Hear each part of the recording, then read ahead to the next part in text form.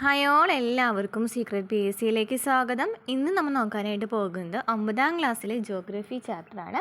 ജോഗ്രഫിയിലെ 7ാമത്തെ ചാപ്റ്ററിൻ്റെ പേര് മണൽ ആരണ്യത്തിലൂടെ എന്നാണ്. ഈ ഒരു ചാപ്റ്ററിൽ കൂടുതലായിട്ട് മരുഭൂമികളെ കുറിച്ചിട്ടാണ് കൂടുതലായിട്ട് പറയുന്നത്. മരുഭൂമികളെ കുറിച്ചിട്ടാണ്, അതുപോലെ തന്നെ അതുമായി ബന്ധപ്പെട്ട ഭൂരൂപങ്ങളൊക്കെ കുറിച്ചിട്ടൊക്കെയാണ്. അപ്പം പി എസ് സി പഠിക്കുന്നവർക്കാണെന്നുണ്ടെങ്കിൽ ഇന്ത്യൻ ഭൂപ്രകൃതിയുമായി ബന്ധപ്പെട്ട് വരുന്ന കുറച്ച് ചാപ്റ്റേഴ്സ് ഉണ്ട്. അതിൽ ഒരു ചാപ്റ്ററാണ് ഈ മണൽ ആരണ്യത്തിലൂടെ എന്ന് പറയുന്ന ഒരു ചാപ്റ്റർ.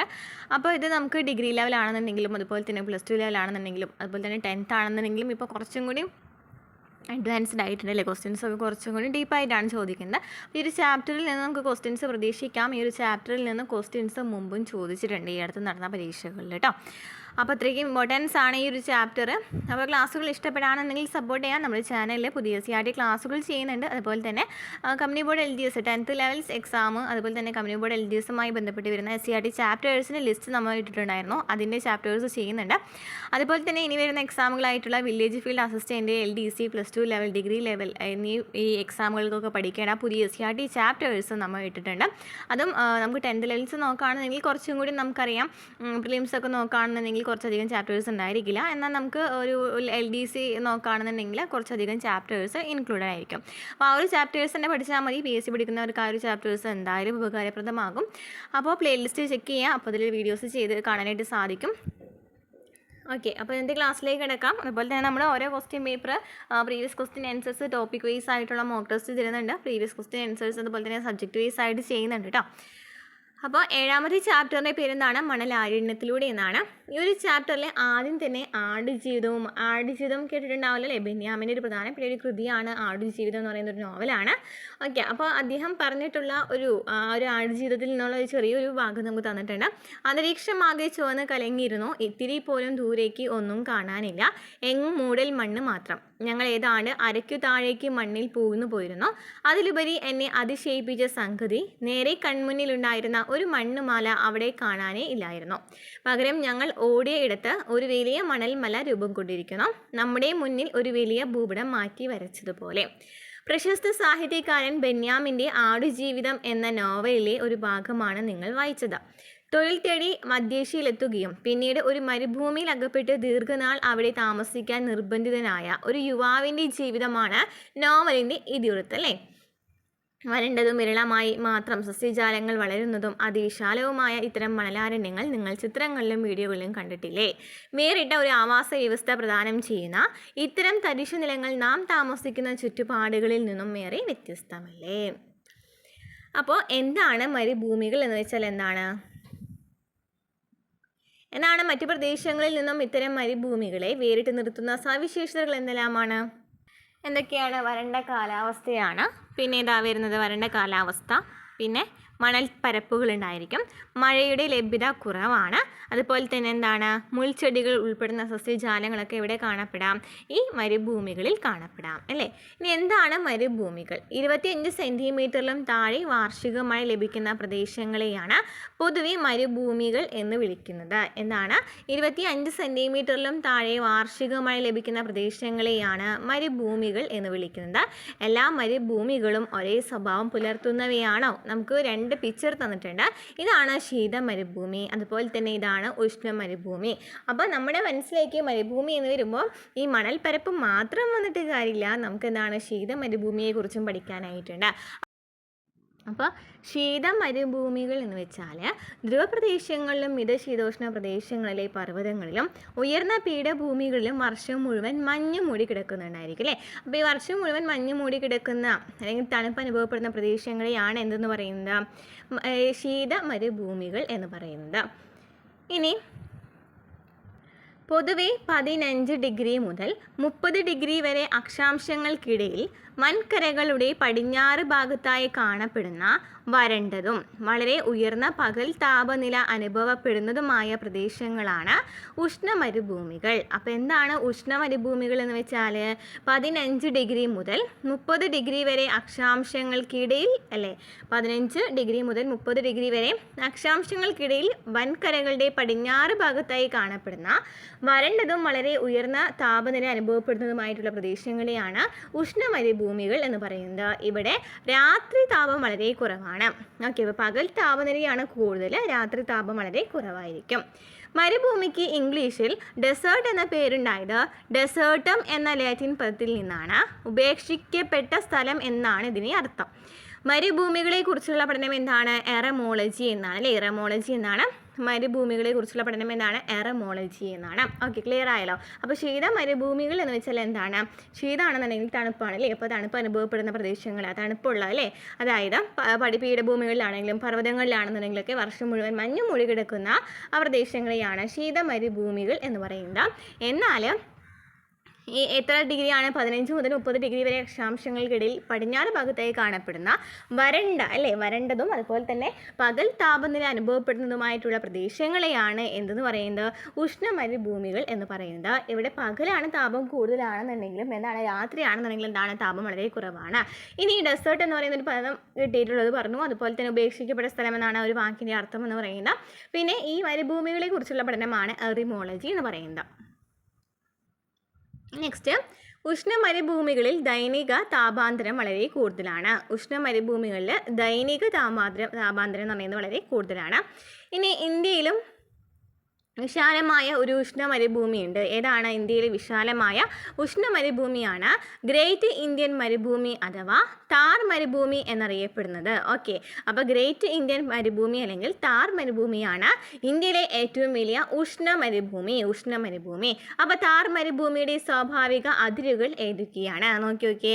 താർ മരുഭൂമിയുടെ അതിർത്തികൾ വരുന്നത് കിഴക്കാണെങ്കിൽ ആരവല്ലി നിരകളും, തെക്ക് റാൻ ഓഫ് കച്ച്, പടിഞ്ഞാറ് സിന്ധു നദീതടം, വടക്ക് പടിഞ്ഞാറ് സത്ലജ് നദീതടം. അപ്പോൾ ഏതൊക്കെയാണ്? കിഴക്ക് ആരവല്ലി നിരകൾ, തെക്ക് റാൻ ഓഫ് കച്ച്, പടിഞ്ഞാറ് സിന്ധു നദീതടം, വടക്ക് പടിഞ്ഞാറ് സത്ലജ് നദീതടം. ഇതൊക്കെയാണ് കിഴക്ക് ആരവല്ലി നിരകൾ, തെക്ക് റാൻ ഓഫ് കച്ച്, പടിഞ്ഞാറ് സിന്ധു നദീതടം, വടക്ക് പടിഞ്ഞാറ് സത്ലജ് നദീതടം. വടക്ക് പടിഞ്ഞാറ് നോക്കുകയാണെങ്കിൽ എന്താണ്? സത്ലജ് നദീതടമാണ് വരുന്നത്. അതായത് നമുക്ക് ഈ പിക്ചർ നോക്കുകയാണെന്നുണ്ടെങ്കിൽ നമുക്ക് മനസ്സിലാക്കാനായിട്ട് സാധിക്കും. ഓക്കെ, ഇതാണ് നമ്മുടെ താർ മരുഭൂമി. താർ മരുഭൂമിയിൽ കിഴക്ക് ഭാഗത്താണെങ്കിൽ ഇതാണ് ആരവല്ലി നിരകളാണ്. ഇനി പടിഞ്ഞാറ് ഭാഗത്താണെന്നുണ്ടെങ്കിൽ എന്താണ്? സിന്ധു നദീതടം. ഇനി വടക്ക് പടിഞ്ഞാറ് ഭാഗത്തായിട്ട് സത്ലജ് നദീതടം വരുന്നുണ്ട്, തെക്ക് ഭാഗത്തായിട്ട് റാൻ ഓഫ് കച്ചും വരുന്നുണ്ട്. ക്ലിയർ ആണല്ലോ? ക്ലിയർ അല്ലേ? ഇനി ഇന്ത്യൻ ഉപഭൂഖണ്ഡത്തിൻ്റെ വടക്ക് പടിഞ്ഞാറ് ഭാഗത്തായി സ്ഥിതി ചെയ്യുന്ന വിശാലമായ ഭൂപ്രദേശമാണ് താർ മരുഭൂമി. അപ്പോൾ താർ മരുഭൂമിയെ കുറിച്ചിട്ടാണ് നമ്മൾ പഠിക്കുന്നില്ലേ. അപ്പോൾ താർ മരുഭൂമിയിൽ എന്താ പറയുന്നത്? ഇന്ത്യൻ ഉപഭൂഖണ്ഡത്തിൻ്റെ വടക്ക് പടിഞ്ഞാറ് ഭാഗത്തായിട്ടാണ് ഏത് കാണുന്നത്? താർ മരുഭൂമി കാണപ്പെടുന്നതെന്ന് പറഞ്ഞു. അതുപോലെ തന്നെ 2 ലക്ഷത്തിൽ പരം ചതുരശ്ര കിലോമീറ്റർ വിസ്തൃതിയുള്ള ഈ മരുഭൂമിയുടെ ഏകദേശം 1.75 ലക്ഷം ചതുരശ്ര കിലോമീറ്ററും ഇന്ത്യയിലാണ്. അപ്പോൾ ഇന്ത്യയിലാണ് താർ മരുഭൂമിയിൽ കൂടുതൽ കാണപ്പെടുന്നതെന്ന് പറഞ്ഞു. ഇന്ത്യയിൽ താർ മരുഭൂമിയുടെ 2/3 ഭാഗവും രാജസ്ഥാനിലാണ് സ്ഥിതി ചെയ്യുന്നത്. ഇന്ത്യയിൽ താർ മരുഭൂമിയുടെ നോക്കുകയാണെന്നുണ്ടെങ്കിൽ 2/3 ഭാഗം അല്ലേ, 2/3 ഭാഗവും എവിടെ തന്നെയാണ്? രാജസ്ഥാനിലാണ്. അതാണ് പറഞ്ഞത്, ഇന്ത്യയിലാണ് ഏറ്റവും കൂടുതൽ ഈ താർ മരുഭൂമിയുടെ കൂടുതൽ ഭാഗവും കാണപ്പെടുന്നതെന്ന്. ബാക്കി ഭാഗം ഹരിയാന, പഞ്ചാബ്, ഗുജറാത്ത് എന്നീ സംസ്ഥാനങ്ങളിലായി വ്യാപിച്ചു കിടക്കുന്നു. അപ്പോൾ ഇന്ത്യയിലെ കാര്യം മാത്രം നോക്കുകയാണെന്നുണ്ടെങ്കിൽ രാജസ്ഥാനിലാണ് കൂടുതലായിട്ട് താർ മരുഭൂമി കാണപ്പെടുന്നത്. എന്നാൽ ബാക്കി ഭാഗം നോക്കുകയാണെങ്കിൽ, അതായത് 2/3 ഭാഗമാണ് രാജസ്ഥാനിലുള്ളത്, ബാക്കി ഭാഗം നോക്കുകയാണെന്നുണ്ടെങ്കിൽ ഹരിയാന, പഞ്ചാബ്, ഗുജറാത്ത് എന്നീ സംസ്ഥാനങ്ങളിലായി വ്യാപിച്ചു കിടക്കുന്നു. ഹരിയാന, പഞ്ചാബ്, ഗുജറാത്ത്. പാകിസ്ഥാനിലെ സിന്ധ്, പഞ്ചാബ് പ്രവിശ്യകളിലും താർ മരുഭൂമിയുടെ തുടർച്ച കാണാം. പാകിസ്ഥാനിലെ സിന്ധ്, പഞ്ചാബ് പ്രവിശ്യകളിലും എന്ത് കാണാനായിട്ട് പറ്റുന്നുണ്ട്? താർ മരുഭൂമിയുടെ തുടർച്ച നമുക്ക് കാണാനായിട്ട് സാധിക്കുന്നുണ്ട്. സിന്ധ്, പഞ്ചാബ് പ്രവിശ്യകളിലും കാണപ്പെടുന്നുണ്ട് എന്ന് പറയുന്നു അല്ലേ. ഓക്കെ, അപ്പോൾ നമുക്ക് ഈ ഒരു ചാപ്റ്റർ നോക്കി ഉത്തരപർവ്വത മേഖല നമ്മൾ കഴിഞ്ഞ ഫസ്റ്റ് ചാപ്റ്ററിലാണെന്ന് തോന്നുന്നു. അതുപോലെ ഉത്തരേന്ത്യൻ സമതലം, ഉപദ്വീപി, പീഠഭൂമിയൊക്കെ പഠിച്ച് കഴിഞ്ഞതാണ് അല്ലേ. ഇനി നെക്സ്റ്റ് നോക്കുകയാണെന്നുണ്ടെങ്കിൽ താർ മരുഭൂമിയുടെ സ്ഥാനം, വ്യാപ്തി നമ്മൾ മനസ്സിലാക്കിയിട്ടുണ്ട്. ഇനി ഈ താർ മരുഭൂമിയുടെ രൂപീകരണത്തിന് ഇടയാക്കിയ സാഹചര്യങ്ങളാണ് ഇവിടെ പറയുന്നത്. രാജസ്ഥാനിലെ പടിഞ്ഞാറൻ മേഖലയിൽ മഴ തീരെ കുറവാണ്. എന്താണ് ഇതിൻ്റെ കാരണം? എന്തുകൊണ്ടാണ് രാജസ്ഥാനിലെ ആ ഒരു ഭാഗത്ത്, പടിഞ്ഞാറ് ഭാഗത്തായിട്ട് മഴ കുറവാകുന്നതിന് കാരണം എന്താണ്? ഇന്ത്യയിൽ മുഖ്യമായും മഴ കൊണ്ടുവരുന്നത് തെക്ക് പടിഞ്ഞാറൻ മൺസൂൺ കാറ്റുകളാണ് അല്ലേ. തെക്ക് പടിഞ്ഞാറൻ മൺസൂണിനെയാണ് നമ്മൾ എന്ന് പറയുന്നത് കാലവർഷം എന്നൊക്കെ അറിയപ്പെടുന്നത് അല്ലേ. അപ്പോൾ തെക്ക് തെക്ക് പടിഞ്ഞാറൻ മൺസൂൺ കാറ്റുകളാണ് കൂടുതലായിട്ട് മഴ കൊണ്ടുവരുന്നത്. പടിഞ്ഞാറൻ തീര സമതലത്തിലൂടെ ഗുജറാത്തിൽ പ്രവേശിക്കുന്ന തെക്ക് പടിഞ്ഞാറൻ മൺസൂൺ കാറ്റുകളുടെ അറബിക്കടൽ ശാഖ ആരവല്ലി പർവ്വത നിരകൾക്ക് സമാന്തരമായി കടന്നു പോകുന്നതിനാൽ രാജസ്ഥാനെ ഉൾപ്രദേശങ്ങളിൽ പ്രവേശിക്കുന്നില്ല. എന്താ പറയുന്നത്? പടിഞ്ഞാറൻ തീര സമതലത്തിലൂടെ ഗുജറാത്തിൽ പ്രവേശിക്കുന്ന തെക്ക് പടിഞ്ഞാറൻ മൺസൂൺ കാറ്റുകളുടെ അറബിക്കടൽ ശാഖ ആരവല്ലി പർവ്വത നിരകൾക്ക് സമാന്തരമായിട്ടാണ് കടന്നു പോകുന്നത്. അതിനാൽ തന്നെ രാജസ്ഥാന് ഉൾപ്രദേശങ്ങളിലേക്ക് എത്തുന്നില്ല. ഓക്കെ, രാജസ്ഥാന് ഉൾപ്രദേശങ്ങളിലേക്ക് എത്തുന്നില്ല. കാരണം എന്താണ്? ഈ തെക്ക് പടിഞ്ഞാറൻ മൺസൂൺ കാറ്റുകളുടെ അറബിക്കടൽ ശാഖ എന്ന് പറയുന്നത് ആരവല്ലി പർവ്വത നിരകൾക്ക് സമാന്തരമായിട്ടാണ് കടന്നു പോകുന്നത്. അറബിക്കടൽ ശാഖ എങ്ങനെയാണ് കടന്നു പോകുന്നത്? രാജസ്ഥാനെ ആരവല്ലി പർവ്വത നിരകൾക്ക് സമാന്തരമായിട്ടാണ് കടന്നു പോകുന്നത്. അതിനാൽ തന്നെ ഉൾഭാഗങ്ങളിൽ രാജസ്ഥാന്റെ ഉൾപ്രദേശങ്ങളിലേക്ക് എത്തുന്നില്ല. അതിനാൽ ഈ മഴക്കാറ്റുകളിൽ നിന്നും ഇന്ത്യയുടെ വടക്ക് പടിഞ്ഞാറൻ മേഖലയിൽ, പ്രത്യേകിച്ചും രാജസ്ഥാനെ പടിഞ്ഞാറൻ മേഖലയിൽ മഴ ലഭിക്കുവാനുള്ള സാധ്യത വളരെ കുറവാണ്. അപ്പോൾ ഈ തെക്ക് പടിഞ്ഞാറൻ മൺസൂൺ കാറ്റുകളെ കുറിച്ചിട്ടൊക്കെ നമ്മൾ കഴിഞ്ഞ ഏതൊക്കെ ചാപ്റ്റേഴ്സിൽ പറഞ്ഞിട്ടുണ്ടായിരുന്നു അല്ലേ, ഡീറ്റെയിൽ ആയിട്ട്. ഇനി തെക്ക് പടിഞ്ഞാറൻ മൺസൂൺ കാറ്റിൻ്റെ ബംഗാൾ ഉൾക്കടൽ ശാഖ, അതായത് നമ്മൾ അറബിക്കടൽ ശാഖ പറഞ്ഞു, ഏതാണ്? ആരവല്ലി പർവ്വതനിരകൾക്ക് സമാന്തരമായിട്ടാണ് കടന്നു പോകുന്നത്. അതിനാൽ തന്നെ രാജസ്ഥാൻ ഉൾപ്രദേശങ്ങളിലേക്കൊന്നും എത്തുന്നില്ല എന്ന് പറഞ്ഞു. ഇനി തെക്ക് പടിഞ്ഞാറൻ മൺസൂൺ കാറ്റിൻ്റെ ബംഗാൾ ഉൾക്കടൽ ശാഖ നോക്കുകയാണെന്നുണ്ടെങ്കിൽ ഹിമാലയ പർവ്വതത്തിന് സമാന്തരമായി കിഴക്കു നിന്നും പടിഞ്ഞാറോട്ട് സഞ്ചരിക്കുന്ന ഈ കാറ്റിനെ ഇന്ത്യയുടെ വടക്ക് പടിഞ്ഞാറ് ഭാഗത്ത് ആരവല്ലി പർവ്വത നിരകൾ തടഞ്ഞു നിർത്തുന്നു. എന്താ പറയുന്നത്? ഹിമാലയ പർവ്വതത്തിന് സമാന്തരമായി കിഴക്ക് നിന്നും പടിഞ്ഞാറോട്ട് സഞ്ചരിക്കുന്ന ഈ കാറ്റ്, അതായത് തെക്ക് പടിഞ്ഞാറ് മൺസൂൺ കാറ്റിനെ ഇന്ത്യയുടെ വടക്ക് പടിഞ്ഞാറ് ഭാഗത്ത് ആരവല്ലി പർവ്വത നിരകൾ തടഞ്ഞു നിർത്തുന്നുണ്ട്. അതിനാൽ തന്നെ ബംഗാൾ ഉൾക്കടൽ ശാഖയിൽ നിന്നും താർ മരുഭൂമി ഉൾപ്പെടുന്ന പ്രദേശങ്ങളിൽ മഴ ലഭിക്കുന്നില്ല. അപ്പോൾ തെക്ക് പടിഞ്ഞാറ് മൺസൂൺ കാറ്റിൻ്റെ ബംഗാൾ ഉൾക്കടലിൻ്റെ ശാഖയെ കുറിച്ചിട്ടാണ് പറയുന്നത് അല്ലേ. ഹിമാലയ പർവ്വതത്തിന് സമാന്തരമായി കിഴക്ക് നിന്നും പടിഞ്ഞാറോട്ട് സഞ്ചരിക്കുന്ന ഈ കാറ്റിനെ ഇന്ത്യയുടെ വടക്ക് പടിഞ്ഞാറ് ഭാഗത്ത് ആരവല്ലി പർവ്വതനിരകളുണ്ട്. ഈ ആരവല്ലി പർവ്വതനിരകൾ തടഞ്ഞു നിർത്തുന്നു. അതിനാൽ തന്നെ ഈ ബംഗാൾ ഉൾക്കടൽ ശാഖയിൽ നിന്നും താർ മരുഭൂമി ഉൾപ്പെടുന്ന പ്രദേശങ്ങളിൽ മഴ ലഭിക്കുന്നില്ല. ആരവല്ലി പർവ്വതനിരകൾ തടഞ്ഞു നിർത്തുന്ന കാരണം. അതുപോലെ ഈ പ്രദേശങ്ങളിൽ ഉയർന്ന ബാഷ്പീകരണ തോതും വരണ്ട കാറ്റും മഴ പെയ്യാനുള്ള സാധ്യതയും കുറയ്ക്കുന്നു. അപ്പം ഈ പ്രദേശങ്ങളിൽ എന്താണ്? ഉയർന്ന ബാഷ്പീകരണ തോതാണ്, അതുപോലെ തന്നെ വരണ്ട കാറ്റാണ്. അതിനാൽ തന്നെ അവിടെ മഴ പെയ്യുവാനുള്ള സാധ്യത വളരെ കുറവാണ്. ഇനി ദശലക്ഷക്കണക്കിന് വർഷങ്ങളോളം ഇതേ അന്തരീക്ഷ സ്ഥിതി തുടരുന്ന ഏതൊരു ഭൂപ്രദേശവും ഒരു ഊഷര മണലാരണ്യമായി മാറുമല്ലോ. ഇതെല്ലാമാണ് താർ മരുഭൂമിയുടെ രൂപീകരണത്തിന് കാരണമായ സാഹചര്യങ്ങൾ എന്ന് പറയുന്നത്. അപ്പോൾ ആ ഒരു ഭാഗത്തേക്ക് മഴ എത്തുന്നില്ല അല്ലേ. അതിനാൽ തന്നെയാണ് ഈ താർ മരുഭൂമി അവിടെ രൂപപ്പെടാൻ കാരണമെന്ന് പറയുന്നു. ഇനി താർ മരുഭൂമി പ്രദേശം ഒരു മഴനിഴൽ പ്രദേശമാണോ എങ്കിൽ തെക്ക് പടിഞ്ഞാറൻ മൺസൂൺ കാറ്റുകളുടെ ഏത് ശാഖയെ അടിസ്ഥാനമാക്കിയാണ് താർ മരുഭൂമിയെ ഒരു മഴനിഴൽ പ്രദേശമെന്ന് പറയാനാവുക? അപ്പോൾ താർ മരുഭൂമി പ്രദേശം എന്താണ്? ഒരു മഴനിഴൽ പ്രദേശമാണോ? അതെ, കാരണം എന്താ? അവിടെ മഴ എത്തുന്നില്ല എന്ന് പറഞ്ഞു അല്ലേ. എന്തുകൊണ്ടായിരിക്കും അങ്ങനെ പറയാൻ കാരണം? കാരണം എന്താ? തെക്ക് പടിഞ്ഞാറൻ മൺസൂൺ കാറ്റുകളുടെ അറബിക്കടൽ ശാഖയെ അടിസ്ഥാനമാക്കിയിട്ടാണ് ഈ താർ മരുഭൂമി ഒരു മഴനിഴൽ പ്രദേശമാണെന്ന് പറയുന്നത്. നെക്സ്റ്റ് പഠിക്കാനായിട്ടുള്ളത് ഭൂമിശാസ്ത്രപരമായി താർ മരുഭൂമിയെ രണ്ട് പ്രധാന വിഭാഗങ്ങളായിട്ട് നമുക്ക് തിരിക്കാനായിട്ട് പറ്റും. ഏതൊക്കെയാണ്? മരുസ്ഥലി വിഭാഗമെന്നും അതുപോലെ തന്നെ രാജസ്ഥാൻ ബാഗർ എന്നും. ഓക്കെ, അപ്പോൾ മരുസ്ഥലി എന്ന് വെച്ചാൽ വരണ്ട സമതലം അഥവാ യഥാർത്ഥ മരുഭൂമി മേഖല എന്നാണ് അർത്ഥം വരുന്നത്. എന്ന് വെച്ചാൽ എന്താണ് മരുസ്ഥലി എന്ന് വെച്ചാൽ എന്താണ്? വരണ്ട സമതലം അല്ലെങ്കിൽ യഥാർത്ഥ മരുഭൂമി മേഖലയാണ്. ഇനി രാജസ്ഥാൻ ബാഗർ എന്ന് വെച്ചാൽ അർദ്ധ മരുഭൂമി മേഖലയാ അല്ലെങ്കിൽ അർദ്ധ വരണ്ട സമതലമാണ്. അർദ്ധം പകുതിയാണ് അല്ലേ വരുന്നത്. ഇനി നോക്കുകയാണെന്നുണ്ടെങ്കിൽ മരുസ്ഥലിയെ കുറിച്ച് പറയുന്നുണ്ട്. ഫസ്റ്റ് തന്നെ മരുസ്ഥലി എന്ന് വെച്ചാൽ എന്താണ്? ഗ്രാനൈറ്റ്, നെയ്സ്, ഷിസ്റ്റ് തുടങ്ങിയവയാൽ നിർമ്മിതമായ തടശിലകൾ അങ്ങിങ്ങായി ഉയർന്നു നിൽക്കുന്ന അതിവിശാലമായ മണൽ പരപ്പുകളാണ് മരുസ്ഥലി. എന്താണ് മരുസ്ഥലി എന്ന് വെച്ചാൽ? ഗ്രാനൈറ്റ്, നെയ്സ്, ഷിസ്റ്റ് തുടങ്ങിയവയാൽ നിർമ്മിതമായ തടശിലകൾ അങ്ങിങ്ങായി ഉയർന്നു നിൽക്കുന്ന അതിവിശാലമായ മണൽ പരപ്പുകളാണ് എന്ന് പറയുന്നത് മരുസ്ഥലി എന്ന് പറയുന്നത്. ഇവിടുത്തെ അടിസ്ഥാന ശിലകൾ ഉപദ്വീപീയ പീഠഭൂമിയുടെ വടക്ക് പടിഞ്ഞാറൻ തുടർച്ചയായി കണക്കാക്കുന്നു. ഈ പ്രദേശത്തിൻ്റെ ശരാശരി ഉയരം സമുദ്രനിരപ്പിൽ നിന്നും 200 മീറ്റർ മുതൽ 250 മീറ്റർ വരെയാണ്. അപ്പോൾ എന്താ പറയുന്നത്? ഈ മരുസ്ഥലി എന്ന് പറയുന്നത് ഗ്രാനൈറ്റ്, നെയ്സ്, ഷിസ്റ്റ് തുടങ്ങിയവയാൽ നിർമ്മിതമായിട്ടുള്ള ശിലകൾ അല്ലേ. ഈ ശിലകളാൽ ഉയർന്നു നിൽക്കുന്ന അതിവിശാലമായ മണൽ പരപ്പുകളാണ്. അതുപോലെ തന്നെ ഇവിടുത്തെ അടിസ്ഥാന ശിലകൾ നോക്കുകയാണെങ്കിൽ ഉപദ്വീപീയ പീഠഭൂമിയുടെ വടക്ക് പടിഞ്ഞാറൻ തുടർച്ചയായിട്ടാണ് കണക്കാക്കുന്നത്. ഈ പ്രദേശത്തിൻ്റെ ശരാശരി ഉയരം സമുദ്രനിരപ്പിൽ നിന്നും 200 മീറ്റർ മുതൽ 250 മീറ്റർ വരെയാണ്. ഓക്കെ, 200 മുതൽ 250 മീറ്റർ വരെയാണ് ശരാശരി ഉയരം വരുന്നത്. ഇനി പൊതുവെ മരുസ്ഥലിയുടെ കിഴക്ക് ഭാഗം പാറക്കെട്ടുകൾ നിറഞ്ഞതാണ്.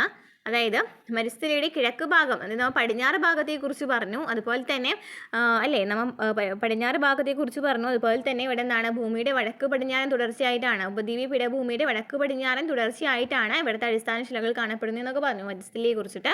ഇനി കിഴക്ക് ഭാഗം നോക്കുകയാണെങ്കിൽ പാറക്കെട്ടുകൾ നിറഞ്ഞതാണ്. എന്നാൽ നിരന്തരം സ്ഥാനമാറ്റം സംഭവിക്കുന്ന മണൽക്കൂനകൾ പടിഞ്ഞാറ് ഭാഗത്തെ സവിശേഷതയാണ്. അപ്പോൾ എന്താണ്, കിഴക്ക് ഭാഗം പാറക്കെട്ടുകൾ നിറഞ്ഞതാണ്, എന്നാൽ പടിഞ്ഞാറ് ഭാഗത്ത് നോക്കുകയാണെങ്കിൽ എന്താണ്, മണൽക്കൂനകളുണ്ട്. ഈ മണൽക്കൂനകൾ പടിഞ്ഞാറ് ഭാഗത്തെ സവിശേഷതയാണ്. ഇനി ഇത്തരം മണൽക്കൂനകൾ പ്രാദേശികമായി ദ്രിയാൻ എന്നാണ് അറിയപ്പെടുന്നത്. അപ്പോൾ ഈ മണൽക്കൂനകൾ, അതായത് പടിഞ്ഞാറ് ഭാഗത്ത് കാണപ്പെടുന്ന ഈ മണൽക്കൂനകൾ അറിയപ്പെടുന്നത് എന്താണ്, ദ്രിയാൻ എന്നാണ്. ഇനി എന്താണ് ഈ ഗ്രാനൈറ്റും നെയ്സും ഷിസ്റ്റും? എന്താണ് ഗ്രാനൈറ്റ്? എത്തുന്നതിന് മുമ്പ് മാഗ്മ ഭൗമാന്തർ ഭാഗത്ത് വെച്ച് തണുത്തുറഞ്ഞ് രൂപം കൊള്ളുന്ന പരൽ രൂപ ശിലകളാണ് ഗ്രാനൈറ്റ് ശിലകൾ. എന്താണ് ഗ്രാനൈറ്റ് എന്ന് വെച്ചാൽ, ഭൗമോപരിതലത്തിലെത്തുന്നതിന് മുമ്പ് തന്നെ, അതായത് ഭൂമിയുടെ ഉപരിതലത്തിലേക്ക് എത്തുന്നതിന് മുമ്പ് തന്നെ ഈ മാഗ്മ ഭൗമാന്തർ ഭാഗത്ത് വെച്ച് തണുത്തുറഞ്ഞ് രൂപം കൊള്ളുന്ന ഒരു ശിലയാണ് ഗ്രാനൈറ്റ് ശിലകൾ. ഇനി നെയ്സ് എന്ന് വെച്ചാൽ, ഗ്രാനൈറ്റ് ശിലകൾ ഉയർന്ന താപമർദ്ദ മാറ്റങ്ങൾക്ക് വിധേയമാകുമ്പോൾ രൂപം കൊള്ളുന്ന ശിലകളാണ് നെയ്സ്. നെയ്സ് എന്ന് വെച്ചാൽ ഗ്രാനൈറ്റ് ശിലകൾക്ക്, ഈ ഗ്രാനൈറ്റ് ശിലകൾ ഉയർന്ന താപമർദ്ദ മാറ്റങ്ങൾക്ക് വിധേയമാകുമ്പോൾ രൂപം കൊള്ളുന്നതാണ് നെയ്സ്. ഇനി ഷിസ്റ്റ് എന്ന് വെച്ചാൽ മുഖ്യമായും അവസാദ ശിലകൾക്ക് കായാന്തരീകരണം സംഭവിച്ച് രൂപം കൊള്ളുന്ന ശിലകളാണ് ഷിസ്റ്റുകൾ. എന്താണ് ഷിസ്റ്റ്? മുഖ്യമായും അവസാദ ശിലകൾക്ക് കായാന്തരീകരണം സംഭവിച്ച് രൂപം കൊള്ളുന്നതാണ് ഷിസ്റ്റുകൾ. മുഖ്യമായും അവസാദ ശിലകൾക്ക് കായാന്തരീകരണം സംഭവിച്ച് രൂപം കൊള്ളുന്നതാണ് ഷിസ്റ്റുകൾ. അപ്പോൾ എന്താണ് ഗ്രാനൈറ്റ് എന്ന് വെച്ചാൽ, ഭൂമിയുടെ ഉപരിതലത്തിലേക്ക് എത്തുന്നതിന് മുമ്പ് തന്നെ ഈ മാഗ്മ ഉള്ളിൽ വെച്ച് തന്നെ, അല്ലേ, ഈ ഭൂമിയുടെ അന്തർഭാഗത്ത് വെച്ച് തന്നെ തണുത്തുറയും. അപ്പോൾ രൂപപ്പെടുന്നതാണ് ഗ്രാനൈറ്റ്. ഇനി നെയ്സ് എന്ന് വെച്ചാൽ, ഈ ഗ്രാനൈറ്റ് ശിലകൾക്ക് മാറ്റം സംഭവിച്ചിട്ട് ഉണ്ടാവുന്നതാണ് നെയ്സ്. അതുപോലെ തന്നെ അവസാദ ശിലകൾക്ക് കായാന്തരീകരണം സംഭവിച്ചിട്ടാണ് ഷിസ്റ്റുകൾ രൂപം കൊള്ളുന്നത്. ഇനി നെക്സ്റ്റ് പഠിക്കാനായിട്ടുള്ളത് എന്താണ്, രണ്ടാമത്തെ നമ്മൾ വിഭാഗം പറഞ്ഞു രാജസ്ഥാൻ ഭാഗം, അല്ലേ. ഒന്നാമത്തെ നമ്മൾ എന്താ പറഞ്ഞിട്ടുണ്ടായിരുന്നത്, മരുസ്ഥലിയാണെന്ന് പറഞ്ഞു. ഇനി രണ്ടാമത്തെ വിഭാഗമാണ് രാജസ്ഥാൻ ഭാഗം. ആരവല്ലി പർവ്വതനിര വ്യാപിച്ച് ഇരിക്കുന്ന ധാർ ഭൂമിയുടെ കിഴക്കൻ ഭാഗം ഒരു അർദ്ധവരണ്ട സമതലമാണ്. അപ്പോൾ ആരവല്ലി പർവ്വതനിരയാണ് അവിടെ വ്യാപിച്ചു കിടക്കുന്നത്. അതുപോലെ തന്നെ ഈ ധാർ മരുഭൂമിയുടെ കിഴക്കൻ ഭാഗം എന്താണ്, ഒരു അർദ്ധവരണ്ട സമതലമാണ്.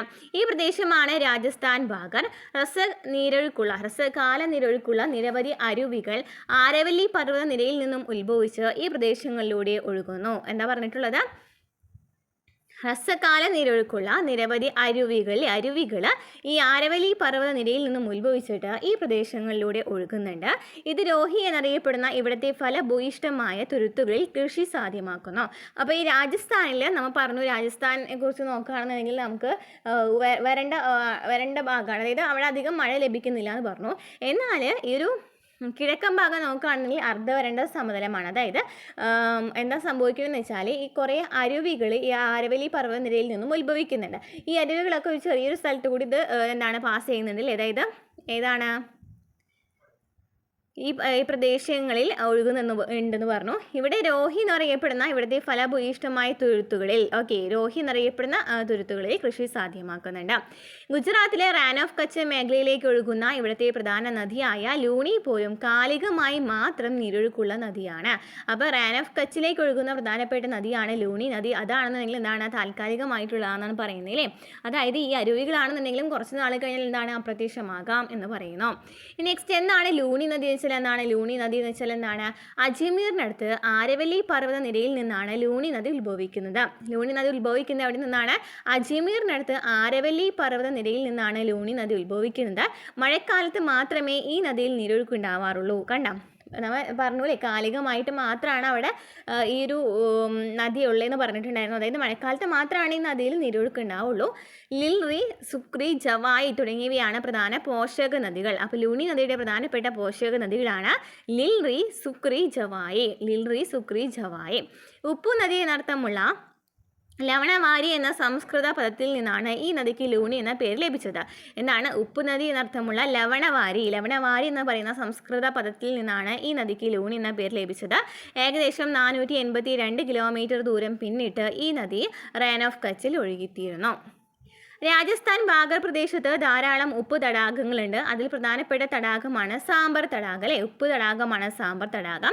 ഈ മേഖലയിലെ ഏറ്റവും വലിയ തടാകമായ സാമ്പർ തടാകം ജയ്പൂരിന് ഏകദേശം 65 കിലോമീറ്റർ പടിഞ്ഞാറായി സ്ഥിതി ചെയ്യുന്നു. മഴക്കാലത്ത് ഏകദേശം 225 ചതുരശ്ര കിലോമീറ്റർ വരെ വിസ്തൃതി കൈവരിക്കുന്ന ഈ തടാകം വരൾച്ചാ കാലത്ത് ഗണ്യമായി ചുരുങ്ങുന്നു. അതായത് ഈ സാമ്പർ തടാകം ഉപ്പ് തടാകമാണെന്ന് പറഞ്ഞു. എന്നാൽ എന്ത് സംഭവിക്കും? വേനൽക്കാലമാകുമ്പോൾ ഈ ഒരു വരൾച്ചാ കാലത്ത് ഇത് നന്നായിട്ട് ചുരുങ്ങുന്നു എന്ന് പറയുന്നു. ദിദോന, സർഗോൾ, കാത്തു എന്നിവയാണ് മറ്റ് പ്രധാന തടാകങ്ങൾ. അപ്പോൾ ഒരു തടാകം നമ്മൾ പറഞ്ഞു സാമ്പർ തടാകം. ഇനി ദിദ്വാന, സർഗോൾ, കാത്തു എന്ന് പറയുന്ന 3 പ്രധാന തടാകങ്ങളും ഇവിടെയുണ്ട്. ദിദ്വാന, സർഗോൾ, കാത്തു. ഈ തടാകങ്ങളെ ഉപ്പ് ഉൽപ്പാദനത്തിന് വ്യാപകമായിട്ട് പ്രയോജനപ്പെടുത്തുന്നുണ്ട്.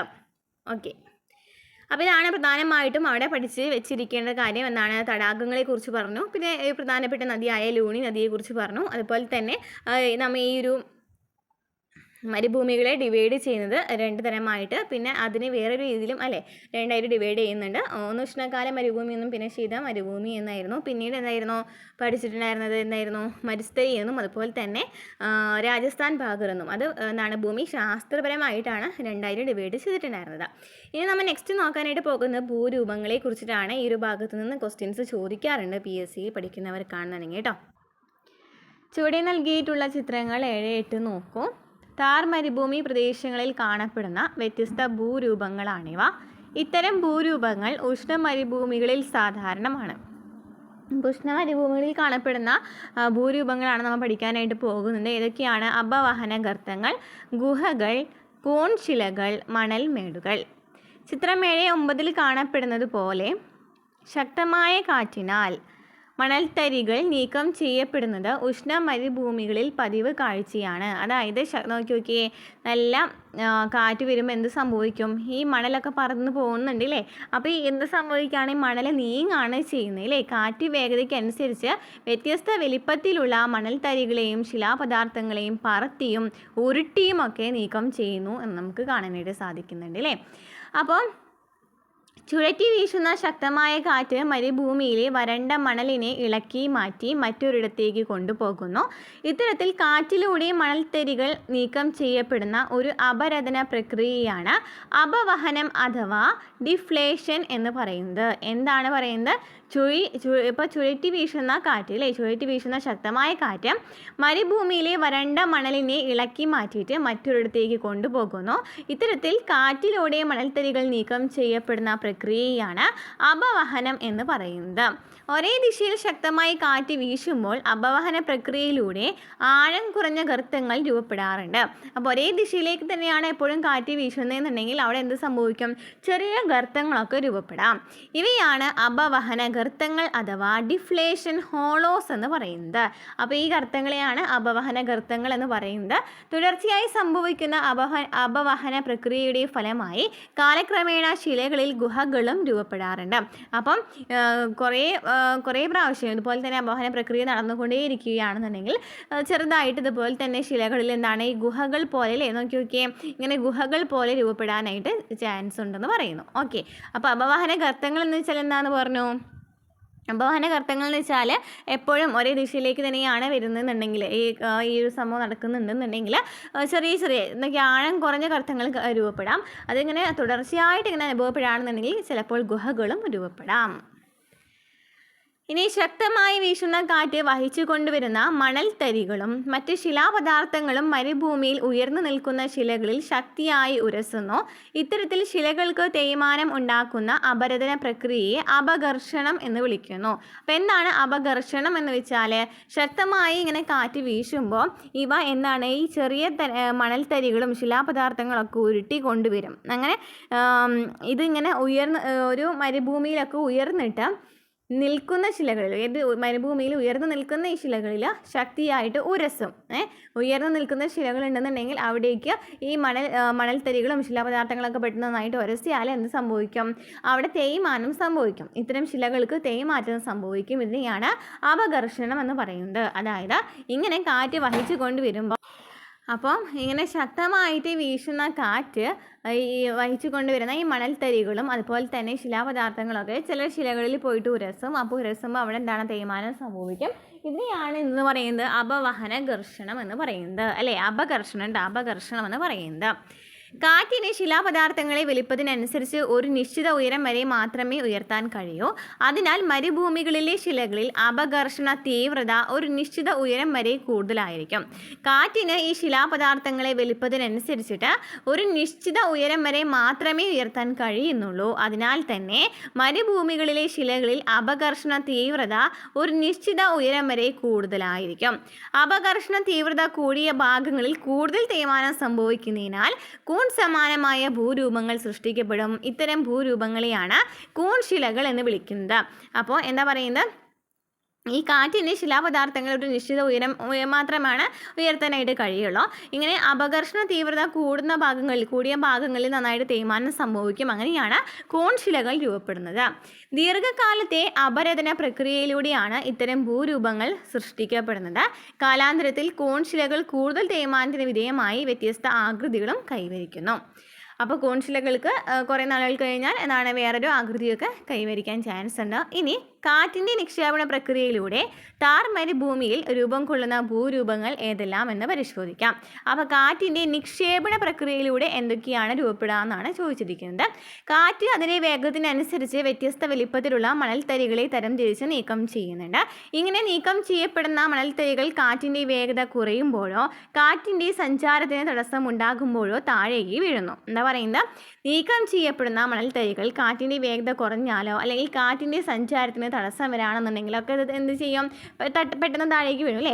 അങ്ങനെ ഇത്തരത്തിൽ നിക്ഷേപിക്കപ്പെടുന്ന മണൽത്തരികൾ കുന്നുകൂടി പല ആകൃതിയിലും വലുപ്പത്തിലുമുള്ള നിക്ഷേപണ ഭൂരൂപങ്ങൾ സൃഷ്ടിക്കപ്പെടുന്നു.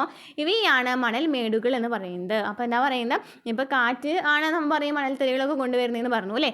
എന്നാൽ പെട്ടെന്ന് കാറ്റിൻ്റെ സ്പീഡ് കുറയുകയാണെന്നുണ്ടെങ്കിലൊക്കെ എന്ത് സംഭവിക്കും, ഇത് പെട്ടെന്ന് എവിടെയെങ്കിലുമൊക്കെ വീഴും.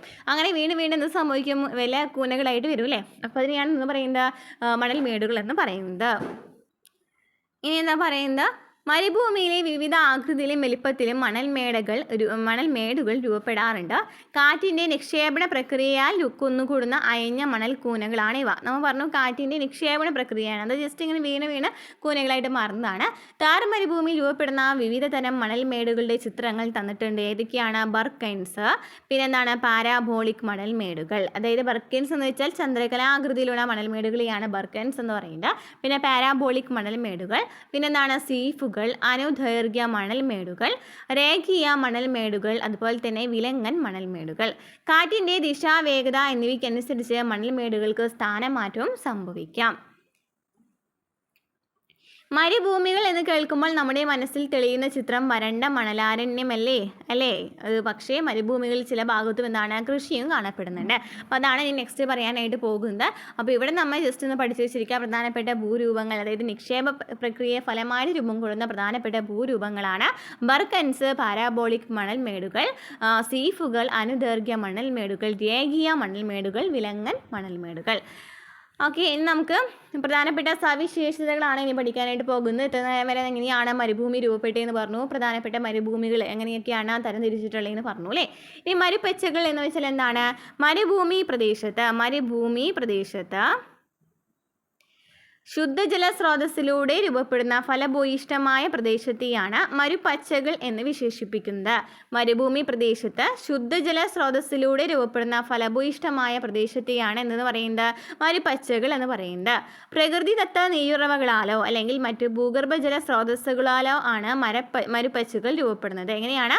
പ്രകൃതിദത്ത നീരുറവകളാലോ അല്ലെങ്കിൽ മറ്റ് ഭൂഗർഭജല സ്രോതസ്സുകളാലോ ആണ് മരുപ്പച്ചകൾ രൂപപ്പെടുന്നത്. ഇവ ഓരോന്നും വലുപ്പത്തിൽ വ്യത്യാസവുമാണ്. പരുത്തി, നാരക ഇനത്തിലുള്ള സസ്യങ്ങൾ, പഴവർഗ്ഗങ്ങൾ, ഗോതമ്പ്, ചോളം എന്നിവ സാധാരണയായി പല മരുപ്പച്ചകളിലും കൃഷി ചെയ്യാറുണ്ട്. അപ്പോൾ എന്താ പറയുന്നത്, മരുഭൂമിയിൽ കൃഷിയും ചെയ്യുന്നുണ്ടെന്ന് നമുക്ക് മനസ്സിലായി. അതായത് ഈ പ്രകൃതിദത്ത നീരുറവകളാലോ അല്ലെങ്കിൽ ഭൂഗർഭജല സ്രോതസ്സുകളാലൊക്കെയാണ് ഈ മരുപ്പച്ചകൾ രൂപപ്പെടുന്നത്. ഇവ ഓരോന്നിനും വലുപ്പത്തിലും വ്യത്യാസമാണ്. അപ്പോൾ അവിടെ എന്തൊക്കെയാണ് കൂടുതലായിട്ട് കൃഷി ചെയ്യുന്നതൊക്കെയാണ് പരുത്തി, നാരക ഇനത്തിലുള്ള സസ്യങ്ങൾ, പഴവർഗ്ഗങ്ങൾ, ഗോതമ്പ്, ചോളം എന്നിവയാണ്. നെക്സ്റ്റ് നമുക്ക് ഇവിടുത്തെ കാലാവസ്ഥ നോക്കാം. ഇവിടെ എഴുതി വെച്ചിട്ടുണ്ട് ഓരോ മാസങ്ങളിലെയും കാലാവസ്ഥ. ജൂൺ 4 വേനൽക്കാലത്തു രാജസ്ഥാൻ മരുഭൂമിയിൽ ഉഷ്ണക്കാറ്റിന് ശക്തിയേറി കുടിവെള്ളത്തിന് കടുത്ത ക്ഷാമം. ഇനി രാജസ്ഥാനിലെ മെയ് 28 നോക്കിയപ്പോൾ താർ മരുഭൂമിയിൽ പൊടിക്കാറ്റ് വ്യാപകം, ഗതാഗതം മണിക്കൂറുകളോളം നഷ്ടപ്പെട്ടു. ജനുവരി 10 രാജസ്ഥാനിലെ ഫലോദി 5.6 ഡിഗ്രി സെൽഷ്യസിൽ മരവിച്ചു എന്നും പറയുന്നുണ്ട് അല്ലേ. അപ്പോൾ ഓരോ സമയത്തുള്ള കാലാവസ്ഥയാണ് ഇവിടെ നമുക്ക് മനസ്സിലാക്കാനായിട്ട് സാധിക്കുന്നത്. ഇതിൽ നമുക്ക് എന്താ മനസ്സിലായത്? വേനൽക്കാലത്ത് കടുത്ത വരൾച്ചയും ജലക്ഷാമവും അനുഭവപ്പെടുന്നുണ്ട്. മനസ്സിലായി. നമുക്ക് എന്തൊക്കെയാണ് പറയണേന്ന് നോക്കാം. താർ മരുഭൂമിയിലെ വേനൽക്കാലത്തുള്ളൊരു കാഴ്ചയാണിത്.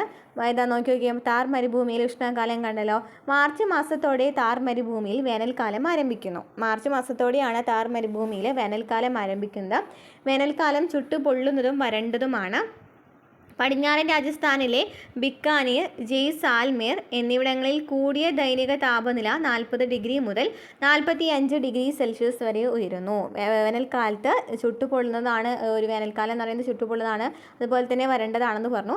അതുപോലെ തന്നെ പടിഞ്ഞാറൻ രാജസ്ഥാനിലെ ബിക്കാനീർ, ജയ്സാൽമീർ എന്ന് പറയുന്ന സ്ഥലങ്ങളിലൊക്കെ എന്താണ് ദൈനിക താപനില എന്ന് പറയുന്നത് 40 മുതൽ 45 ഡിഗ്രി സെൽഷ്യസ് വരെയാണ്. ഈ കാലയളവിൽ അന്തരീക്ഷ ആർദ്രത ആർദ്രത വളരെ കുറവാണ്. ആ ഒരു സമയത്താണ് ലൂ എന്ന് പറയുന്ന ഒരു ഉഷ്ണക്കാറ്റ് ഉണ്ടാകുന്നത്. അതുപോലെ തന്നെ പൊടിക്കാറ്റുകളും വേനൽക്കാലത്തിൻ്റെ പ്രത്യേകതകളാണ്. ജൂൺ മാസത്തോടെ വേനൽക്കാലം അവസാനിക്കുന്നു. അപ്പോൾ ഇവിടെ ലൂ എന്ന് പറയുന്ന ഒരു വരണ്ട ഉഷ്ണക്കാറ്റ് ഉണ്ടാകുന്നുണ്ടെന്ന് പറയുന്നുണ്ട്. അതുപോലെ തന്നെ പൊടിക്കാറ്റുകളൊക്കെ ഈ വേനൽക്കാലത്താണ് ഉണ്ടാകുന്നത്. നല്ല വരണ്ട, അതായത് ആ ഒരു വേനൽക്കാലം എന്ന് പറയുന്നത് എന്താണ് കുറച്ചുകൂടി കടുപ്പമേറിയതാണ് അല്ലേ, അങ്ങനെയാണ് പറയുന്നത് അല്ലേ. വേനൽക്കാലം ചുട്ടു പൊള്ളുന്നതാണ്, അതുപോലെ തന്നെ വരണ്ടതുമാണ്. നെക്സ്റ്റ് ജൂലൈ മുതൽ സെപ്റ്റംബർ വരെയാണ് താർ മരുഭൂമിയിലെ മഴക്കാലം വരുന്നത്. ജൂലൈ മുതൽ സെപ്റ്റംബർ വരെയാണ്. തെക്ക് പടിഞ്ഞാറൻ മൺസൂൺ കാറ്റുകൾ മഴയ്ക്ക് കാരണമാകുന്നുണ്ടെങ്കിലും താരതമ്യേന വളരെ കുറഞ്ഞ വാർഷിക മഴയാണ് ഇവിടെ ലഭിക്കുന്നത്. തെക്ക് പടിഞ്ഞാറൻ മൺസൂൺ കാറ്റുകൾ മഴയ്ക്ക് കാരണമാകുന്നുണ്ട് അല്ലേ, എന്നാലും ഇവിടെ വളരെ കുറഞ്ഞ വാർഷിക മഴയാണ് ലഭിക്കുന്നത്. ആരവല്ലി നിരകളുടെ കിഴക്ക് ഏകദേശം 76.2 സെൻറ്റിമീറ്റർ വാർഷിക മഴ ലഭിക്കുന്നുണ്ടെങ്കിലും പടിഞ്ഞാറ് താർ മരുഭൂമി പ്രദേശങ്ങളിൽ ലഭിക്കുന്ന വാർഷിക മഴ 25 സെൻറ്റിമീറ്ററിലും കുറവാണ്. അപ്പോൾ ഇവിടെ എന്താണ് ആരവല്ലി നിരകളുടെ ഏകദേശം കിഴക്കായിട്ട് 76.2 സെൻറ്റിമീറ്റർ വാർഷിക മഴ ലഭിക്കുന്നുണ്ട്. എന്നാൽ പടിഞ്ഞാറ് മരുഭൂമിയുടെ ഭാഗത്ത് നോക്കുകയാണെന്നുണ്ടെങ്കിൽ, പടിഞ്ഞാറ് താർ മരുഭൂമിയുടെ ഭാഗത്ത് നോക്കുകയാണെന്നുണ്ടെങ്കിൽ വാർഷിക മഴ എന്ന് പറയുന്നത് 25 സെൻറ്റിമീറ്ററിലും താഴെയാണ്. അവിടെ മഴ അധികം കാര്യമായിട്ട് ലഭിക്കുന്നില്ല എന്ന് മനസ്സിലായി. ഇനി മൺസൂണിൻ്റെ പിൻവാങ്ങൽ കാലമായ ഒക്ടോബർ നവംബർ മാസങ്ങളിൽ രാജസ്ഥാനിൽ മഴ ഗണ്യമായി കുറയുന്നു. താർ മരുഭൂമിയുടെ ഭൂരിഭാഗം പ്രദേശങ്ങളിലും ഈ കാലയളവിൽ മഴ തീരെ ലഭിക്കുന്നില്ല. അപ്പോൾ മൺസൂണിൻ്റെ പിൻവാങ്ങൽ കാലമാണ് ഒക്ടോബർ നവംബർ മാസങ്ങൾ. ആ സമയത്ത് രാജസ്ഥാനിലെ മഴ നന്നായി കുറയുന്നുണ്ട്. താർ മരുഭൂമിയുടെ ഭൂരിഭാഗം പ്രദേശങ്ങളിലും ഈ കാലയളവിൽ മഴ ലഭിക്കുന്നില്ല. ഇനി ഡിസംബർ മാസത്തോടെ താർ മരുഭൂമിയിൽ ശൈത്യകാലം ആരംഭിക്കുന്നു. ഈ കാലയളവിലെ ശരാശരി കുറഞ്ഞ താപനില 5 ഡിഗ്രി സെൽഷ്യസിനും 10 ഡിഗ്രി സെൽഷ്യസിനും ഇടയിലായിരിക്കും. അപ്പോൾ ഡിസംബർ മാസത്തോടെ താർ മരുഭൂമിയിൽ ശൈത്യകാലം ആരംഭിക്കുന്നുണ്ട്. ആ കാലയളവിൽ താപനില എന്ന് പറയുന്നത് 5 ഡിഗ്രി സെൽഷ്യസ് മുതൽ 10 ഡിഗ്രി സെൽഷ്യസിന് ഇടയിലാണ്. തെളിഞ്ഞ ആകാശം, താഴ്ന്ന അന്തരീക്ഷ ഊഷ്മാവ്, കുറഞ്ഞ ആർദ്രത, ഇളം കാറ്റ് എന്നിവ ശൈത്യകാലത്തിൻ്റെ പ്രത്യേകതകളാണ്. ജനുവരിയിൽ ഇവിടെ അതിശൈത്യം അനുഭവപ്പെടുന്നു. ജനുവരിയിലാണെന്നുണ്ടെങ്കിൽ ഇവിടെ നല്ല ശൈത്യമാണ് അനുഭവപ്പെടുന്നത്. അതുപോലെ തന്നെ ജനുവരിയിൽ അതിശൈത്യമാണ്. ബിക്കാനീർ, ചുരു, സിക്കാർ തുടങ്ങിയ പ്രദേശങ്ങളിൽ രാത്രി താപനില പലപ്പോഴും 0 ഡിഗ്രി സെൽഷ്യസിനും താഴെയായിരിക്കും. ഫെബ്രുവരി മാസത്തോടെ ശൈത്യകാലം അവസാനിക്കുന്നു. അപ്പോൾ ഡിസംബർ മാസത്തോടെയാണ് ശൈത്യകാലം ആരംഭിക്കുന്നത്, ഫെബ്രുവരി മാസത്തിൽ അവസാനിക്കുന്നുണ്ട്. അതുപോലെ തന്നെ താപനില നോക്കുകയാണെന്നുണ്ടെങ്കിൽ, ശരാശരി താപനില നോക്കുകയാണെന്നുണ്ടെങ്കിൽ 10 ഡിഗ്രി സെൽഷ്യസിനിടയിലാണ് അല്ലേ, 5 മുതൽ 10 ഡിഗ്രി സെൽഷ്യസിന് വരെ ഇടയിലായിട്ടാണ് വരുന്നത്. എന്നാൽ ബിക്കാനീർ, ചുരു, സിക്കാർ എന്നീ പ്രദേശങ്ങളിൽ രാത്രിയാണെങ്കിൽ 0 ഡിഗ്രി സെൽഷ്യസിനും താഴെ വരാറുണ്ടെന്ന് പറയുന്നു. ഇതാണ് ഇവിടുത്തെ കാലാവസ്ഥ എന്ന് പറയുന്നത്. നെക്സ്റ്റ് മണ്ണിനെ കുറിച്ച് നോക്കുകയാണെന്നുണ്ടെങ്കിൽ മരുഭൂമി മണ്ണ്, അതായത് വരണ്ട മണ്ണ്. താർ മരുഭൂമിയുടെ ഭൂരിഭാഗം പ്രദേശങ്ങളും അതിവിശാലമായ മണൽ പരപ്പുകളാണ്. എന്നാൽ ചിലയിടങ്ങളിൽ മണൽ നിറഞ്ഞ മണ്ണും കാണപ്പെടാം. അതായത് മണൽ പരപ്പുകളാണ് കൂടുതലായിട്ട് കാണപ്പെടുന്നുണ്ടെങ്കിലും ചില സ്ഥലങ്ങളിൽ മണൽ നിറഞ്ഞ മണ്ണും കാണപ്പെടുന്നുണ്ട്. മരുഭൂമി മണ്ണ് അഥവാ വരണ്ട മണ്ണ് എന്നാണ് ഈ മണ്ണിനെ അറിയപ്പെടുന്നത്. പ്രധാനമായും തവിട്ട് നിറവും മണൽ ഘടനയും ഉള്ളതാണ് ഈ മരുഭൂമി മണ്ണ്. തവിട്ട് നിറമാണ്, അതുപോലെ തന്നെ മണൽ ഘടനയും ഉണ്ട്. ഉയർന്ന താപനിലയും വരണ്ട കാലാവസ്ഥയും ഉള്ളതിനാൽ ബാഷ്പീകരണ പ്രക്രിയ വേഗത്തിൽ നടക്കുന്നു. എന്താണ്? താപനില കൂടുതലാണ്, അതുപോലെ തന്നെ വരണ്ട കാലാവസ്ഥയുമാണ് ഉള്ളത്. അതിനാൽ തന്നെ ഇവിടെ ബാഷ്പീകരണ പ്രക്രിയ എന്താണ്? നല്ല വേഗത്തിൽ നടക്കുന്നുണ്ട്. ഇതിനാൽ ഈ മണ്ണിൽ ലവണാംശം വളരെ കൂടുതലാണ്. ഇവിടെ മഴ കുറവായതിനാൽ മണ്ണ് ക്ഷാരഗുണമുള്ളതാണ്. ഇവിടെ എന്താണ്? മണ്ണിൽ ലവണാംശം വളരെ കൂടുതലാണ്, അതുപോലെ തന്നെ മഴ കുറവാണ്. അതിനാൽ തന്നെ എന്താണ്? മണ്ണ് ക്ഷാരഗുണമുള്ളതാണ്. പൊതുവെ ഈ മണ്ണ് ഭൂരിഭാഗം വിളകൾക്കും അനുയോജ്യമല്ല. എന്നാൽ വേണ്ടത്ര അളവിൽ നന കിട്ടിയാൽ പലയിടങ്ങളിലും ഈ മണ്ണിനും ഇവിടുത്തെ കാലാവസ്ഥയ്ക്കും അനുയോജ്യമായ വിളകൾ കൃഷി ചെയ്യാവുന്നതാണ്. ഇവിടെ പറയുന്നത് എന്താണ്? ഇവിടെ ഈ മണ്ണിൽ എന്താണ്? ലവണാംശം കുറവാണ് അല്ലേ, ലവണാംശം കൂടുതലാണ്, പക്ഷെ അവിടെ മഴ കുറവാണ്. എന്നാലും അവിടെ ജലസേചന സൗകര്യങ്ങൾ, അതായത് എപ്പോഴും നനച്ച് കൊടുക്കുകയാണെന്നുണ്ടെങ്കിൽ എന്ത് സംഭവിക്കും? അവിടെ നമുക്ക് കൃഷി ചെയ്യാൻ പറ്റുമെന്ന് പറയുന്നുണ്ട്. അവിടുത്തെ വിളകൾ കൃഷി ചെയ്യാൻ പറ്റുമെന്നും പറയുന്നു. ഓക്കെ, അപ്പോൾ ഇതാണ് മണ്ണിനെ കുറിച്ച് പറയാനായിട്ടുള്ളത്. നമുക്കറിയാം മരുഭൂമിയിൽ എന്താണ്? മരുഭൂമി മണ്ണായിരിക്കും ഉണ്ടായിരിക്കുക, അതുപോലെ അല്ലെങ്കിൽ വരണ്ട മണ്ണായിരിക്കും ഉണ്ടായിരിക്കുക എന്ന് മനസ്സിലായി. ഈ നെക്സ്റ്റ് സസ്യജാലങ്ങളെ കുറിച്ച് നമുക്ക് നോക്കാം. സസ്യജാലങ്ങൾ എന്ന് വെച്ചാൽ എന്താണ്? വളരെ വലിയ മരങ്ങളൊന്നും ഇവിടെ കാണാനായിട്ട് സാധിക്കില്ല. കൂടുതൽ എന്താണ്? മുൾച്ചെടികളൊക്കെയാണ് കാണപ്പെടുക അല്ലേ. മാംസലമായ കാണ്ഡത്തോട് കൂടിയതും ഇലകൾ തീരെ ഇല്ലാത്തതും ധാരാളം മുള്ളുകൾ നിറഞ്ഞതുമായ കള്ളിമുൾ ചെടികളെ നിങ്ങൾ ചിത്രത്തിൽ കാണുന്നില്ലേ? നോക്കി, കള്ളിമുൾ ചെടി കണ്ടല്ലോ. താർ മരുഭൂമിയിലെ ഒരു പ്രധാന സസ്യവർഗ്ഗമാണ് എന്തെന്ന് പറയുന്നത്? കള്ളിമുൾ ചെടി എന്ന് പറയുന്നത്. മുൾച്ചെടികളും കുറ്റിക്കാടുകളുമാണ് താർ മരുഭൂമിയിൽ പൊതുവെ വളരുന്ന സസ്യങ്ങൾ. വരൾച്ചയെ പ്രതിരോധിക്കുന്ന ഗം അറബിക്, അക്കേഷ്യ, യൂഫോർബിയ തുടങ്ങിയ സസ്യങ്ങൾ ഈ ഭൂപ്രകൃതിയിൽ പ്രത്യേകിച്ച് കിഴക്കൻ കുന്നുകളിൽ വളരുന്നുണ്ട്. അതായത് ഇവിടെ എന്താ പറയണതെന്ന് വെച്ചാൽ കള്ളിമുൾ ചെടിയാണ് ഇവിടെ കൂടുതലായിട്ട്, ഇത് മുള്ളുള്ള ചെടികളാണ് കൂടുതലായിട്ട് ഇവിടെ കാണപ്പെടുക. അതായത് യൂഫോർബിയ ഒക്കെ ഉണ്ടല്ലോ, ഇപ്പോൾ നമ്മുടെ വീടുകളിലൊക്കെ സാധാരണമായിട്ട് ആദ്യം ഉണ്ടായിരുന്നു, പിന്നീട് ക്യാൻസർ വരുന്നൊക്കെ പറഞ്ഞിട്ട് അത് വെട്ടി കളഞ്ഞിട്ടുണ്ട് അല്ലേ കുറേ പേര്. അപ്പോൾ ആ ഒരു ചെടിയൊക്കെ എന്താണ്? കൂടുതലും എന്താണ്? മുള്ളുള്ള ചെടികളാണ് അല്ലേ. അപ്പോൾ കൂടുതലും മുള്ളുള്ള ചെടികളാണ് കാണപ്പെടുക. അതുപോലെ തന്നെ ഇലകളൊക്കെ വളരെ കുറവായിരിക്കും എന്ന് പറയുന്നു അല്ലേ. ഇനി നെക്സ്റ്റ് നോക്കുകയാണെങ്കിൽ ജന്തുജാലങ്ങൾ നോക്കുകയാണെങ്കിൽ മരുഭൂമിയിലെ കപ്പൽ എന്ന് വിശേഷിപ്പിക്കപ്പെടുന്ന ഒട്ടകങ്ങളാണ് അല്ലേ. മരുഭൂമിയിലെ കപ്പൽ എന്ന് വിശേഷിപ്പിക്കുന്നതിനെയാണ് ഒട്ടകങ്ങളെയാണ്. ഈ പ്രദേശത്തെ ജന്തുജാലങ്ങളിൽ പ്രധാനം അതാണ്. താർ നിരവധി ഇനം പക്ഷികളുടെയും ഉരകങ്ങളുടെയും വന്യമൃഗങ്ങളുടെയും ആവാസ കേന്ദ്രമാണ്. ഇവിടുത്തെ മൃഗങ്ങളും സസ്യങ്ങളും താർ മരുഭൂമിയിലെ കാലാവസ്ഥയെ അതിജീവിക്കാൻ പ്രാപ്തമായവയാണ്. പക്ഷികളുടെയും ഉരകങ്ങളുടെയും വന്യമൃഗങ്ങളുടെയും ആവാസ കേന്ദ്രം കൂടിയാണ് താർ മരുഭൂമി.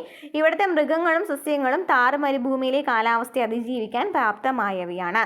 നിരവധി ഇനം ഉരകങ്ങൾ, തേളുകൾ, കീരി, ചുവന്ന കുറുക്കൻ, ചിങ്കാരമാൻ, ഫാൽക്കൺ, പുള്ളിപ്പരുന്ത് എന്നിവ താർ മരുഭൂമിയിലെ ജീവികളിൽ ഉൾപ്പെടുന്നു. ഇന്ത്യയുടെ മറ്റ് ഭാഗങ്ങളിൽ വേഗത്തിൽ അപ്രത്യക്ഷമായിക്കൊണ്ടിരിക്കുന്ന ഇന്ത്യൻ ബസ്റ്റാർഡ്, ബ്ലാക്ക് ബക്ക്, കാട്ടുപൂച്ച എന്നിവയും ഇവിടെ കാണപ്പെടുന്നു. അപ്പോൾ ഏതൊക്കെയാണ് ജീവികൾ? ഉരകങ്ങൾ, തേള്, കീരി, ചുവന്ന കുറുക്കൻ, ചിങ്കാരമാൻ, ഫാൽക്കൺ, പുള്ളിപ്പരുന്ത് എന്നിവ കാണപ്പെടുന്നുണ്ട്. അതുപോലെ തന്നെ ഇന്ത്യയുടെ മറ്റ് ഭാഗങ്ങളിൽ വേഗത്തിൽ അപ്രത്യക്ഷമായിക്കൊണ്ടിരിക്കുന്ന ഇന്ത്യൻ ബസ്റ്റാർഡ്, ബ്ലാക്ക് ബക്ക്, കാട്ടുപൂച്ച എന്നിവയും ഇവിടെ കാണപ്പെടുന്നു. നെക്സ്റ്റ് ഇവിടുത്തെ ജനജീവിതം നോക്കുകയാണെന്നുണ്ടെങ്കിൽ മണൽപ്പരപ്പിലെ ജനജീവിതം നോക്കുകയാണെങ്കിൽ ജനസംഖ്യ വളരെ ശുഷ്കമായ പ്രദേശമാണ് താർ മരുഭൂമി. താർ മരുഭൂമിയിലെ മിക്കവാറും പ്രദേശങ്ങളിൽ ജനജീവിതം ദുഷ്കരമാണ്. ഭൂമിശാസ്ത്രപരമായ ഘടകങ്ങൾ അനുഗുണമായ പ്രദേശങ്ങളിൽ മാത്രമാണ് ജനവാസമുള്ളത്. ജനങ്ങൾ കൂടുതലും അധിവസിക്കുന്ന എവിടെയാണ്? ഗ്രാമങ്ങളിലാണ്.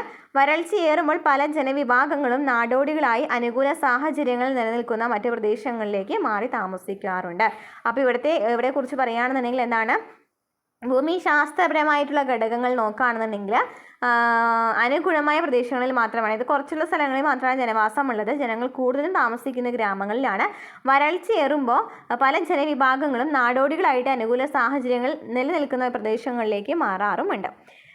ഇനി നെക്സ്റ്റ് കൃഷിയെക്കുറിച്ച് നോക്കുകയാണെന്നുണ്ടെങ്കിൽ പൊതുവെ വരണ്ട കാലാവസ്ഥ അനുഭവപ്പെടുന്ന രാജസ്ഥാൻ മരുഭൂമി പ്രദേശത്ത് കൃഷിക്ക് അനുകൂലമായ സാഹചര്യങ്ങളൊന്നുമില്ല.